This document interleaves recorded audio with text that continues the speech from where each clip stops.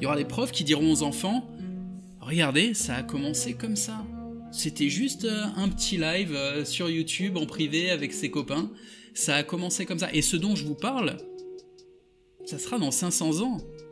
Et dans les salles de classe, il y aura mon portrait. » Vous vous dites de quoi il parle. Je vous parle de la domination du monde, les gars. Réveillez-vous, domination du monde sous 4 ou 5 générations. Il faut projeter, ok, ces ambitions. Il faut les projeter, les exprimer clairement, avec amour, domination et bienveillance. Alors, on commence très simplement. Domination by love. Qu'est-ce que c'est? Ça veut dire quoi? Bon ben, je vais vous expliquer. En gros, domination by love, ça veut dire domination par l'amour. C'est une technique. C'est une technique qui est en opposition aux dominations obscures. Les dominations obscures, vous les connaissez.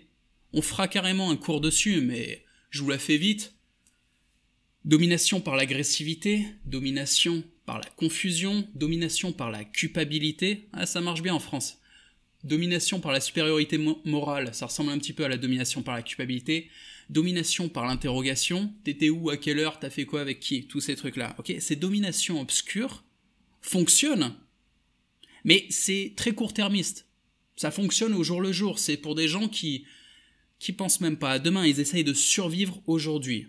Parce que ces techniques-là se font au détriment des êtres dominés. Et à un moment ou à un autre, le dominé, il en a marre. Donc il y a un conflit. Les conflits, ça coûte très cher en temps et en énergie. Alors que la domination par l'amour, en opposition, ça marche pas comme ça. Ici, le dominant aime le dominé.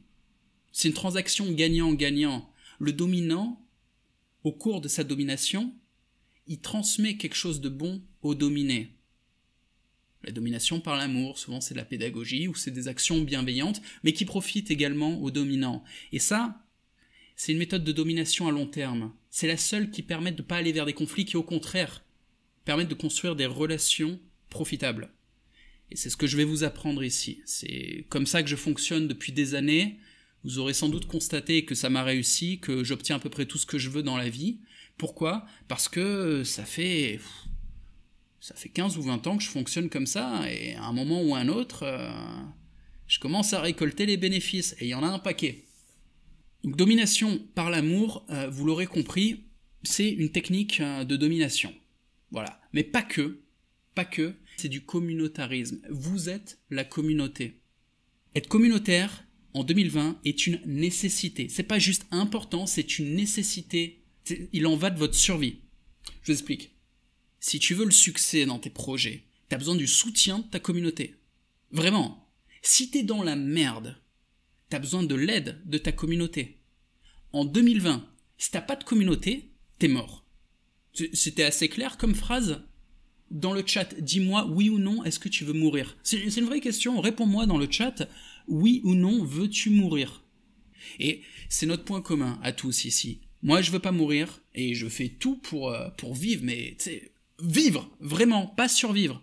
Je vis, je mène une putain de vie, mais il y a une maladie mentale en France qui fait que les Français veulent crever.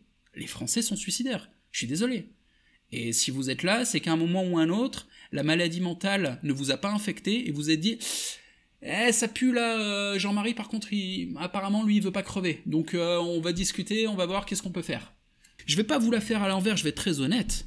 Cette communauté, je vais la mettre à mon service. Ouais, mais c'est normal, je suis le gourou. On va poser les bases.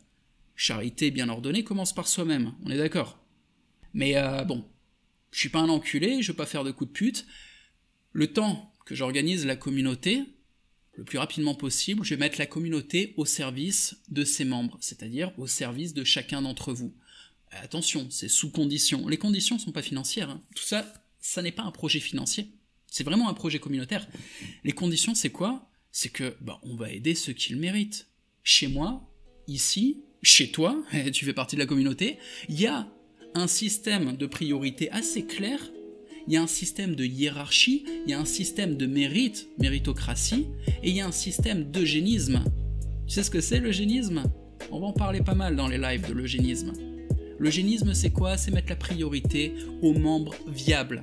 Tiens, les poids morts, on s'en détache. C'est pas de l'assistanat. Je ne suis pas une assistante sociale. Vous savez quoi? La vérité, c'est que l'eugénisme, c'est complètement injuste. Et les gars, je m'engage auprès de vous, auprès de chacun d'entre vous, à être injuste. Mais c'est comme ça. Vous savez quoi? La réalité n'est pas juste. Alors on fait quoi?